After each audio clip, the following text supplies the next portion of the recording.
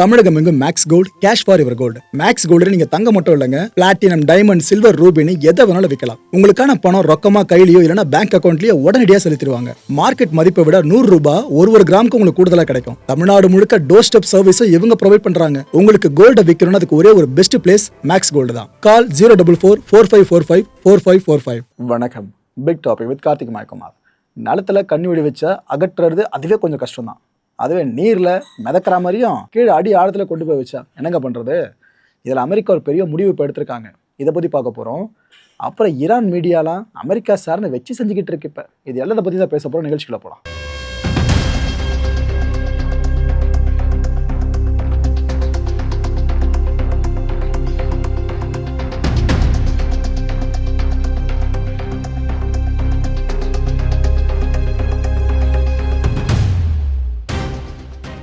கவனிச்சிங்களா? அமெரிக்க ஊடகங்கள் அமெரிக்க சார்பு எடுத்து பேசணும், ஈரான் ஊடகங்கள் ஈரான் சார்பு எடுத்து பேசணும். இதுதான் பத்திரிகை தர்மம் அப்படின்னு பல பேர் நினச்சிட்டு இருக்கீங்களே. அது கிடையாது. உண்மையை பேசணும். இப்போ இன்னொன்று சொல்கிற யோசிங்க. அமெரிக்க ஊடகங்கள் பத்திரிகைகள் அமெரிக்க அரசுக்கு சார்பாக ஃபுல்லாக நியூஸை வெளியிட்டு இருக்கு? கிடையவே கிடையாது. ஆனால் ஈரானில் என்ன பண்ணுறாங்க? அரசுக்கு சார்பாக மட்டும் நியூஸை வெளியிடுறாங்க. ஏன்னா அதில் எல்லாமே அரசு சார்ந்த ஊடகம். அங்கே என்னதான் ஒரு சர்வாதிகார போக்கு மீடியா இண்டஸ்ட்ரி சார்ந்து இருந்தாலும் அவங்க சொல்கிற விஷயங்கள் பல விஷயங்கள் யோசிக்கிற மாதிரி தான் இருக்குது. எதுக்கு ப்ரோ இப்போ இதை பற்றி கிளாஸ் எடுக்கிறீங்கன்னு கேட்டிங்கன்னா, இந்த கான்டென்ட் போக போக உங்களுக்கே புரியும்.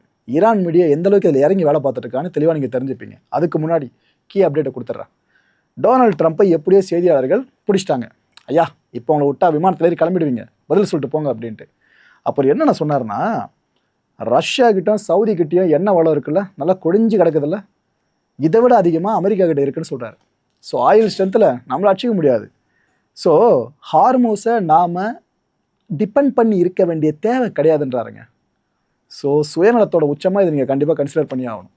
அதாவது உலகம் முழுக்க ஆயில் சார்ந்த பிரச்சனை தலைவிரிச்சாருது.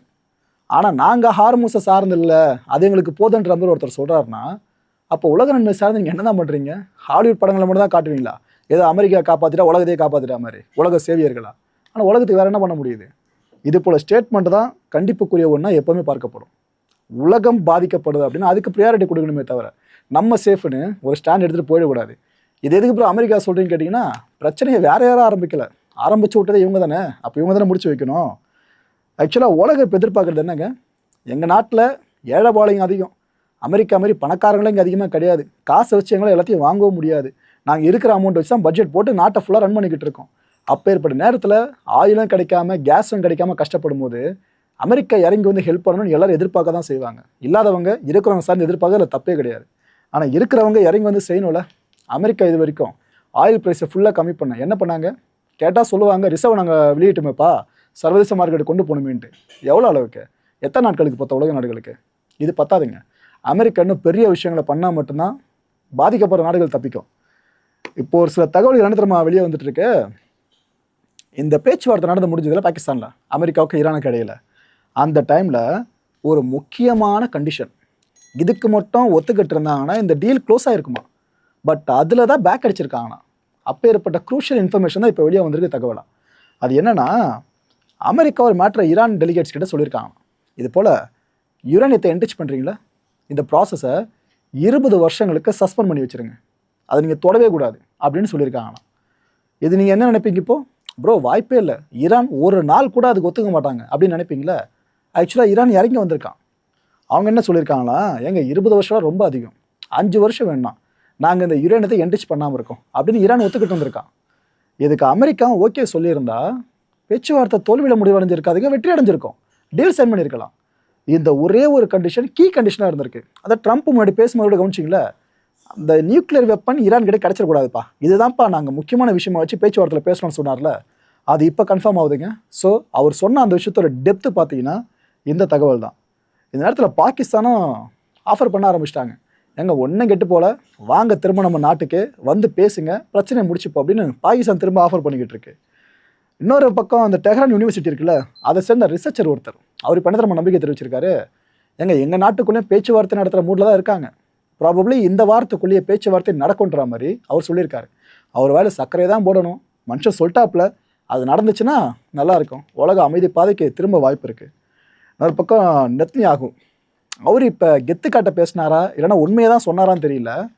இது போல் அமெரிக்கா ஈரான் தரப்பில் பேச்சுவார்த்தை நடந்துச்சுல பாகிஸ்தானில், அதை பற்றி ஜேடி வான்ஸ் அவர்கள் அமெரிக்க துணை அதிபர் என்கிட்ட ரிப்போர்ட் பண்ணாரு அப்படின்னு சொல்லியிருக்காரு.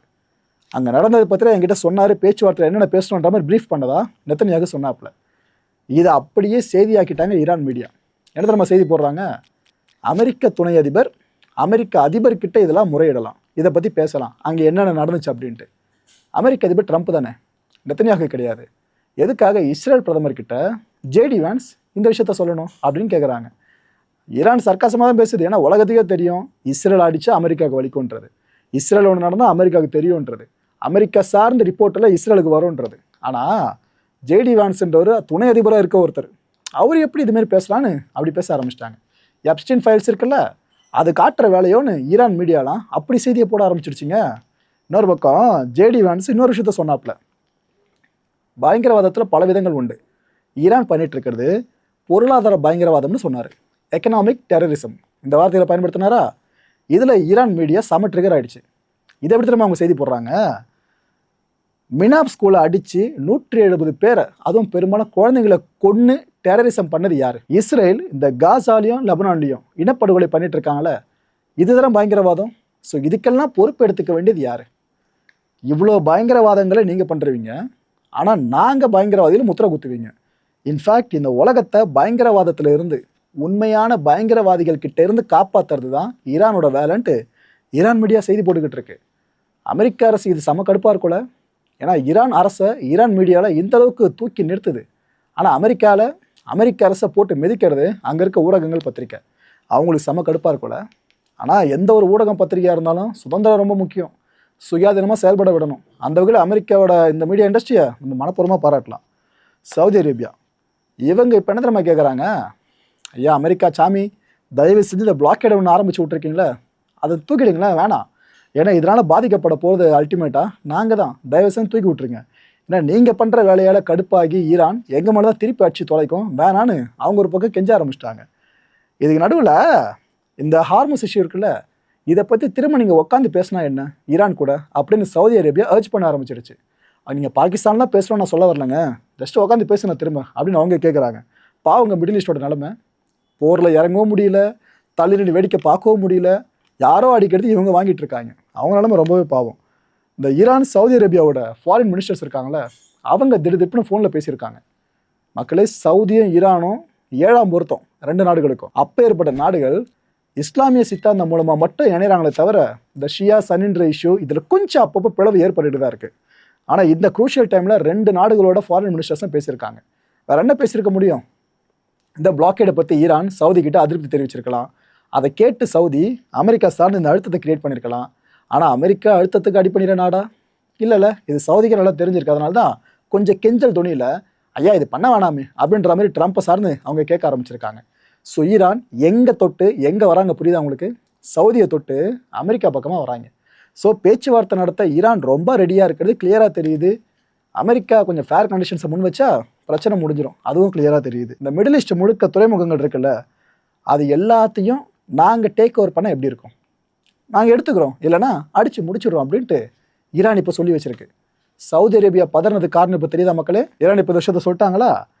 இது நடந்துருச்சு அப்படின்னா மிடில் ஈஸ்டில் இருக்க துறைமுகங்களை எந்த நாட்டோட கப்பலும் தொடர்பு கொள்ள முடியாது. அங்கே வாயேஜே பெருசாக இருக்காது, இல்லாமல் போயிடும். அங்கே இருந்தது வெளியே வரவும் முடியாது, உள்ளே போகவும் முடியாது. அண்ட் இந்த த்ரெட்டு கண்டினியூ ஆகிட்டே இருக்குங்க. அதாவது அமெரிக்காவோட இந்த பிளாக்கேட் இருக்குல்ல, இந்த பிளாக்கேட் முடிவு லிஃப்ட் பண்ணுறப்படுற வரைக்கும் இந்த த்ரெட்டு மிடில் ஈஸ்டில் இருக்க ஒவ்வொரு போர்ட்லேயும் கண்டினியூ ஆகிட்டு இருக்கும். சரி, இவ்வளோ பிரச்சனை போயிட்டுருக்கு, இந்த ஹார்மஸை கிராஸ் பண்ணுறதுன்னு இஷ்யூ. அமெரிக்கா ப்ரொடெக்ஷன் கொடுத்தா நல்லா பண்ணிட முடியுமே, அப்புறம் இந்த பிளாக்கேட் பண்ணிலாம் பிரோஜனம் இல்லையா, தேவையில்லையா அப்படின்னு நீங்கள் யோசிக்கலாம். அங்கே ஒரு பெரிய பிரச்சனை இருக்குது தெரியுமா?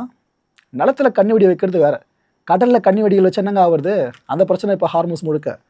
என்னென்னா, இந்த ஹார்மஸில் இருக்க கடலுக்கு மேலே இருக்க கண்ணி வெடிகள் ஏற்கனவே அகற்றப்பட்டாச்சு.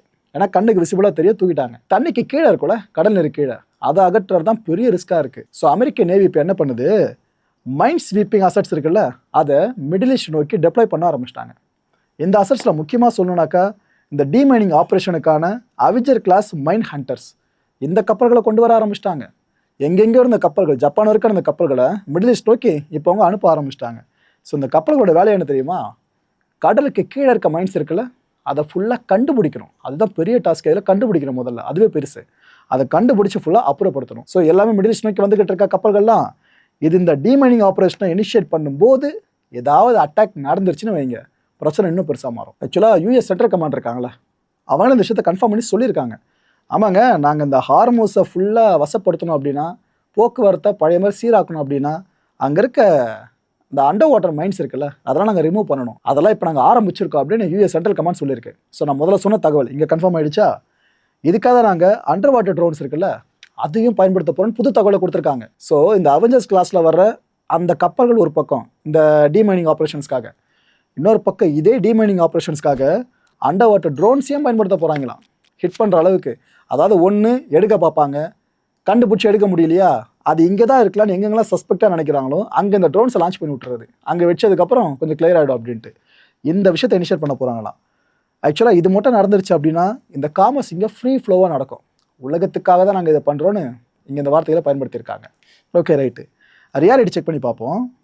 ஈரான் கிட்ட கிட்டத்தட்ட 2000-லேருந்து 6000 நேவல் மைன்ஸ் இருக்குது. இதில் எந்த அளவுக்கு அவங்க பிளான் பண்ணி வச்சுருப்பாங்க, இதுதான் அடுத்த கிட்ட பெரிய கேள்வியே. இதுக்கான பதில் ஈரான் கிட்ட இருக்குது, ஆனால் பதில் அவங்க சொல்ல மாட்டுறாங்க. சொல்லிவிட்டா அவங்களே விழுந்தது சமமாக பார்க்கப்பட்டோல, சொல்ல மாட்டுறாங்க. அமெரிக்கா ஆக்சுவலாக இதெல்லாம் லொக்கேட் பண்ண எவ்வளவோ ட்ரை பண்ணிச்சு, ஆனால் கடைசி நேரத்தில் நம்ம ரிசல்ட் வந்துச்சு, அவங்களால முடியல, கரெக்டாக லொக்கேட் பண்ண முடியல அவங்களால. ஏன்னா மிதக்கிற மைண்ட்ஸை நீங்கள் கண்டுபிடிக்கிறது ஈஸி, பட் தண்ணி கீழே இருக்கிறது ரொம்ப ரொம்ப ரொம்ப ரொம்ப கஷ்டம். ஈரானோட ஆன்டிஷிப் மிசைல்ஸ் இருக்குல்ல, அதெல்லாம் காத்துக்கிட்டு இருக்கு. இப்போ கண்டிப்பாக இந்த மைண்ட்ஸை தேடி அமெரிக்க கப்பல்கள் வரும். அதான் அவெஞ்சர்ஸ் கிளாஸில் வந்துகிட்டு இருக்குல்ல, அதுமாதிரி கப்பல்கள் வரும்.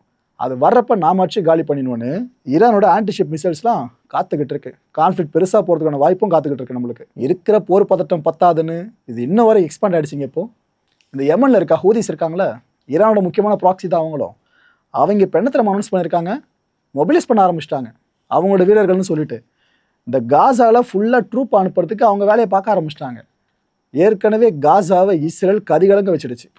இப்போ என்ன சொல்லியிருக்க ஹூதிஸு, இந்த முறை நாங்களே காசாக்கு வரோம், இஸ்ரேல் ஒரு கை பார்க்குறோன்னு அவங்க அனௌன்ஸ் பண்ணி வச்சுருக்காங்க. மக்களே போர் அறிவிப்பு இது.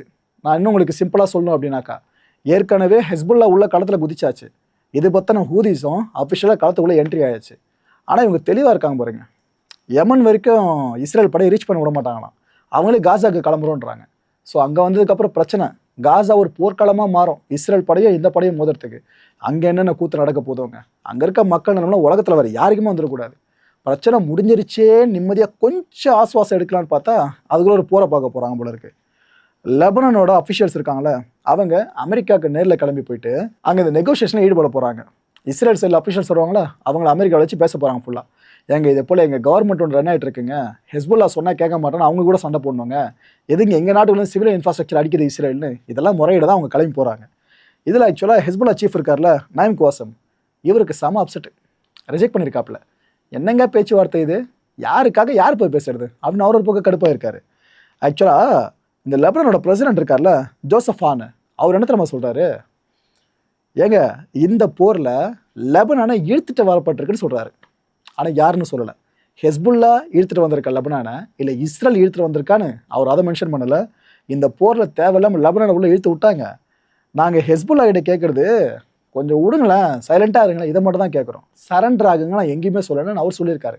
எவ்வளோ சேஃபாக கேம் ப்ளே பண்ணுறாரு தெரியுதா, இந்த பக்கமும் ஃபுல்லாக பகச்சிக்காமல் அந்த பக்கமும் பகச்சிக்காமல் எவ்வளோ சேஃபாக கேம் ப்ளே பண்ணுறாருன்னு.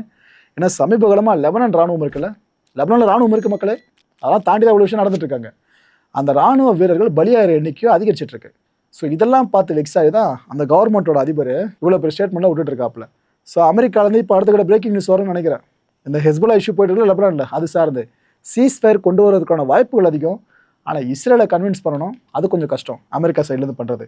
இந்த கான்டென்ட்டை பொறுத்த வரைக்கும் நாமெல்லாம் சிந்திக்க வேண்டிய முக்கியமான ஒரே ஒரு விஷயம், இந்த நேரத்தில் அமெரிக்க ஈரானுக்கு இடையில டீல் மட்டும் சைன் ஆகிடுச்சுன்னு வைங்க, இந்த செய்தியை கேட்டு முதல்ல அதிர்ச்சி அடைகிற நாடாக இஸ்ரேல் தான் இருக்கும். ஏன்னா இஸ்ரேல் கரெக்டாக புரிஞ்சுக்கிட்டாங்க இது நமக்கான நேரம், ப்ராக்சிஸ் கதையை ஃபுல்லாக முடிக்கணும்னா இந்த நேரத்தை தான் பயன்படுத்தணும்னு அவங்க ரொம்ப தெளிவாக இருக்காங்க. அப்பேற்பட்ட நேரத்தில் ஏதாவது டீலு கேளு நல்ல செய்தி நம்ம காதுக்கு வந்து அது இஸ்ரேலுக்கு கெட்ட செய்தியாக மாறிடுச்சுன்னா அவங்க பிளான் எல்லாம் வேஸ்ட்டாக போயிடும். அவங்களே சும்மா சொல்லக்கூடாது, இந்த ப்ராக்சிஸால் இஸ்ரேலும் கடுமையாக பாதிக்கப்பட்டு இருக்குல்ல. ஸோ உலக நாடுகளில் எங்கே சிவிலியன்ஸ் பாதிக்கப்பட்டாலும் நாம் குரல் கொடுக்கணும், இஸ்ரேலை சேர்த்து தான் சொல்கிறேன். அடுத்த நிகழ்ச்சி சந்திக்கலாம். நன்றி, வணக்கம். தமிழகம் எங்கும் Max Gold, cash for your gold. Max Gold நீங்க தங்க மட்டும் இல்லைங்க, பிளாட்டினம், டைமண்ட், சில்வர், ரூபினி எதை வேணாலும் விற்கலாம். உங்களுக்கான பணம் ரொக்கமா கையிலயோ இல்லைன்னா பேங்க் அக்கௌண்ட்லயோ உடனடியாக செலுத்திடுவாங்க. மார்க்கெட் மதிப்பை விட 100 ரூபாய் ஒரு கிராமுக்கு உங்களுக்கு கூடுதலா கிடைக்கும். தமிழ்நாடு முழுக்க டோர் ஸ்டெப் சர்வீஸ் இவங்க ப்ரொவைட் பண்றாங்க. உங்களுக்கு கோல்ட விற்கணும்னா அதுக்கு ஒரே ஒரு பெஸ்ட் பிளேஸ் மேக்ஸ் கோல்டு தான். கால் 04445454545. என் நண்பர் மாயம் ஸ்டுடியோஸ் நேயர்களே, மாயம் பக்தின்னு ஆன்மீகத்துக்காக பிரத்யேகமா ஒரு சேனலை கொண்டு வந்திருக்கோம்.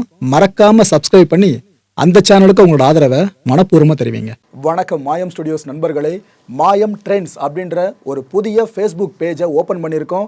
நீங்கள் யூடியூப்ல பார்த்துட்டு இருக்கீங்களா நம்மளோட கான்டென்ட்ஸ்லாம், இதெல்லாம் விட ஒரு படி மேலே ரொம்ப கிறிஸ்பாகவும் ரொம்ப சூப்பராகவும் நிறைய கான்டென்ட்ஸ் உங்களுக்கு இந்த பேஜில் காத்துட்டு இருக்குங்க. ஸோ உடனடியாக ஃபேஸ்புக் பிளாட்ஃபார்ம் போங்க, மாயம் ட்ரெண்ட்ஸ்னு டைப் பண்ணி சர்ச் பண்ணி நம்ம பேஜை ஃபாலோ பண்ணுங்க. அப்படியே நம்ம சேனலையும் நீங்கள் சப்ஸ்கிரைப் பண்ணிட்டீங்க அப்படின்னா இன்னும் நிறைய புது புது கான்டென்ட்ஸை உங்களுக்காக ப்ரொடியூஸ் பண்ணி கொடுத்துக்கிட்டே இருப்பாங்க. நீங்கள் பண்ணுற ஒவ்வொரு சப்ஸ்கிரிப்ஷனும் எங்களுக்கு பெரிய மோட்டிவேஷனாக அமையும்.